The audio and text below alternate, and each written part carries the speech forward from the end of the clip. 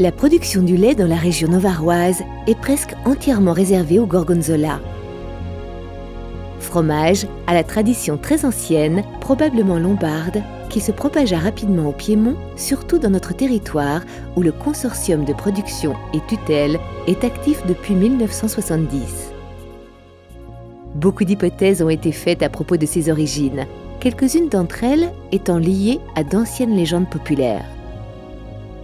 Le premier nom fut Stachino de Gorgonzola, probablement du terme dialectal straka, fatigué, se référant à la vache fatiguée à cause de la transhumance.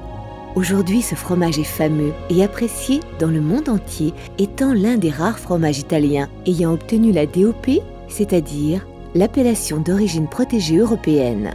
Excellent dans la dégustation classique, il peut être assorti aux moutardes de fruits et à un vin rouge de nos collines. En cuisine, ce fromage offre une touche particulière à beaucoup de recettes d'hors d'œuvre, entrées, plats principaux et même desserts. Dans cette recette, il trouve son goût plein en se mariant au céleri frais.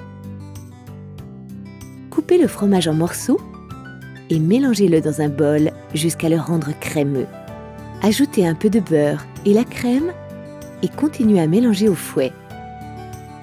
Nettoyez, lavez et hachez grossièrement les côtes de céleri et les feuilles les plus petites et les plus tendres. Incorporez le hachis de céleri au gorgonzola travaillé, puis ajoutez une pincée de poivre moulu.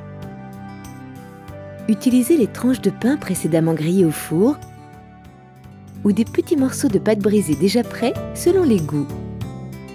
Étalez le mélange et servir avec un excellent Colline Novaresi DOC d'Uvarara, un vin à la couleur rouge rubis et à la saveur harmonieuse, vive, excellent avec les fromages.